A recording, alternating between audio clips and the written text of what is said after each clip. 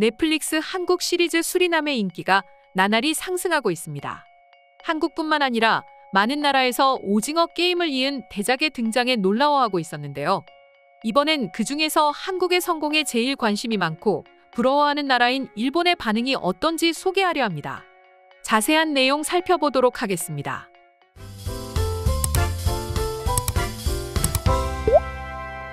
최근 넷플릭스 측은 한국에서 좋은 반응을 얻은 콘텐츠라면 아시아와 글로벌 소비자들도 공감할 것이다. 한국 투자를 공격적으로 늘리겠다라며 한국 오리지널 시리즈 제작에 더 적극적으로 나설 계획이라고 밝혔습니다. 즉, 한국에서의 성공이 곧 아시아의 성공이며 나아가 전 세계적인 성공의 척도가 되었다는 것이죠. 이번에 공개된 수리남 역시 이러한 역할을 훌륭하게 수행해냈는데요. 특히나 일본에서의 반응이 남달랐습니다. 사실 일본의 경우 한국 콘텐츠 시장에 가장 배합화하는 나라 중에 하나였죠. 최근 오징어 게임이 에미상에서 수상을 휩쓸자 일본 언론은 원래 오징어 게임 같은 데스게임 장르는 일본이 원조였는데 어쩌다 이렇게 됐는지 모르겠다라는 식의 보도를 올리기도 했었습니다. 실제로 일본 네티즌들도 오징어 게임은 일본 영화를 따라 만들었다는 망언을 내뱉으며 어떻게든 그 인기에 묻어가려는 모습을 보여주었지만 연이은 한국 콘텐츠의 흥행이 이어지고 이번 수리남까지 전 세계를 강타하자 더 이상 그러한 망언들은 찾아볼 수도 없게 되었는데요. 오히려 이번 생에서는 한국 드라마를 절대로 못 이긴다 라는 말들이 나오고 있을 정도였죠. 특히나 수리남을 본 일본인들은 왜 일본이 한국을 이길 수 없는지 톡톡히 깨달았다고 합니다. 일본인들이 한국을 넘사벽이라고 느끼는 첫 번째 이유는 방송 환경에 요인이 있었습니다. 일본 콘텐츠 산업은 내수 시장에 머물러 있습니다. 때문에 국내에서 수익 회수가 우선시되고 국외 판매 여부는 부차적인 문제였죠. 그런데 문제는 이제 일본인들조차 일본의 콘텐츠보다 한국의 콘텐츠를 더욱 즐겨본다는 것인데요. 일본인들 스스로가 자국의 콘텐츠를 보지 않으니 내수 시장에만 치중되었던 일본 콘텐츠 산업은 무너질 수밖에 없는 것입니다. 두 번째는 작품의 퀄리티와 투자 규모의 차이입니다. 2000년대까지만 해도 일본 드라마 제작비는 한국 드라마보다 평균적으로 높게 책정됐습니다. 하지만 지금은 역전된 지 오래인데요. 제주간지 이코노미스트에 따르면 재작년 기준 한국 드라마는 작품당 평균 100억에서 300억 원의 제작비를 투입했지만 일본 주요 방송사의 드라마 제작비는 작품당 약 11억 53억 원에 그쳤습니다. 즉, 이 차이는 작품의 퀄리티 차이로 직결할 수밖에 없는데요. 이번 수리남을 본 일본인들 역시 한국 드라마의 스케일이 더 크고 드라마인데도 영화처럼 느껴지는 영상들이 많다라는 반응들을 보여주고 있었죠. 그리고 이 이유는 외국인들이 일본 콘텐츠보다 한국의 콘텐츠를 사랑하는 이유와 일맥상통하는 부분이기도 합니다. 세 번째 이유야말로 가장 중요한 부분인데요. 바로 배우의 연기력과 캐스팅의 차이입니다. 일본인들을 비롯한 많은 외국인들이 수리남을 시청하면서 보여준 반응들 중에 저런 명배우들을 한자리에 다 불러놓다니 재미없을 수가 없잖아 라는 반응들이 많았습니다.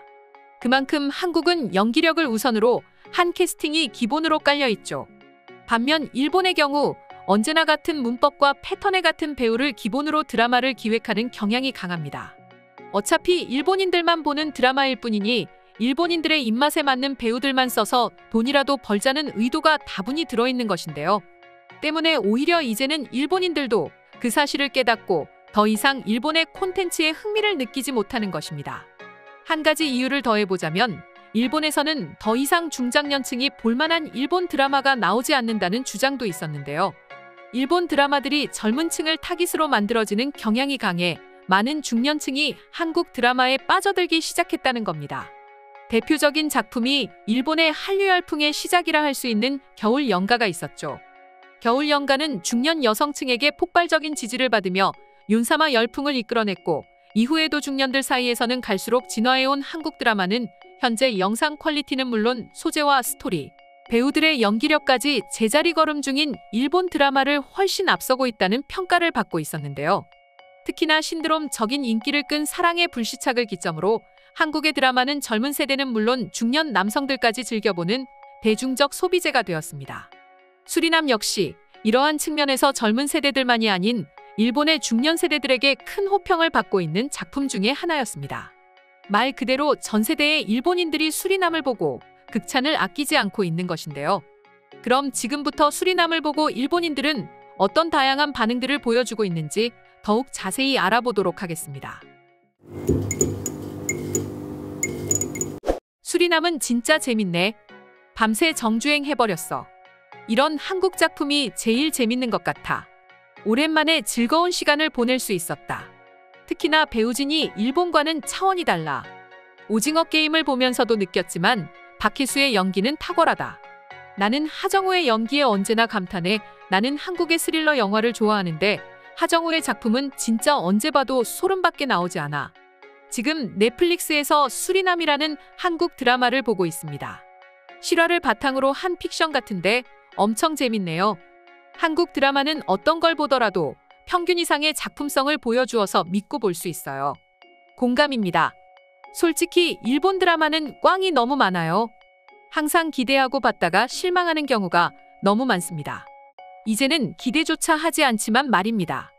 남편도 좋아할 만한 내용이어서 함께 시청할 수 있었습니다. 원래 내 남편은 한국 드라마를 그렇게 좋아하지 않았는데 오징어 게임이랑 이번 수리남은 저보다 더 재밌게 보더라고요. 저도 연기를 잘하는 배우들을 많이 볼 수 있어서 좋았습니다. 에피소드를 너무 잘 나눠서 다음 에피소드 버튼을 저절로 누르게 돼. 거의 아저씨들밖에 안 나오는데 멈출 수가 없어. 잘생긴 배우들이 나오지 않아도 이렇게 재밌는 것은 한국 드라마뿐이야. 일본이었으면 인기 많고 잘생기기만 한 배우들만을 섭외해 드라마를 완전히 망쳐놓았겠죠. 이게 한국과 일본의 근본적인 차이입니다. 밤새 수리남을 봐야 했습니다. 연기파 배우들의 연기가 역시 일본과는 비교할 수도 없더군요. 이게 실화에 근거한 픽션이라니 놀라워요. 과격하고 보기 힘든 부분도 많이 있지만 몰입도가 뛰어나 정주행할 수 있었습니다. 볼만한 가치가 있는 드라마. 누가 주연이라고 해도 이상하지 않은 호화로운 배우진. 내가 더 이상 일본 드라마를 보지 않는 이유다. 6화를 다 보는 게 순식간이었다. 이건 영화 수준의 영상미입니다. 믿고 보는 배우들만 나오는 뛰어난 한국의 느와르예요. 복성과 고차를 떠올리게 합니다. 6시간이 아깝지 않아요. 이 배우들이라면 틀림없을 거야 라고 보기 시작했고 역시나 기대 이상의 작품과 연기력을 보여주었다. 한국 플러스 넷플릭스 작품은 이 정도 수준의 작품을 뚝딱 만들어내는구나라고 새삼 느꼈다. 아마 일본은 절대로 불가능하겠지. 정말 재미있었습니다. 일본과 레벨이 너무 달라요. 일본은 언제나 한국 드라마를 깎아내릴 생각이겠지만 순수한 시청자의 입장에서 도저히 비교할 수 없는 작품성을 지녔다. 올해의 한국 드라마는 정말 재미있는 작품들 뿐이네. 어떻게 이렇게 하나같이 다 흥행할 수 있는 거지? 놀라울 따름입니다. 확신컨대 일본이 아마 한국을 콘텐츠로 이기려면 최소 100년은 걸릴 것이다. 물론 그 100년 동안 한국이 아무것도 안 하고 있다는 전제가 깔리겠지만 말이야. 지금의 일본 작품들은 쓰레기들 뿐이야. 오늘의 영상은 이것으로 마칠 텐데 영상이 유익하셨다면 구독과 좋아요, 알림 설정 한 번씩 부탁드리겠습니다. 다음 영상으로 찾아오겠습니다. 감사합니다.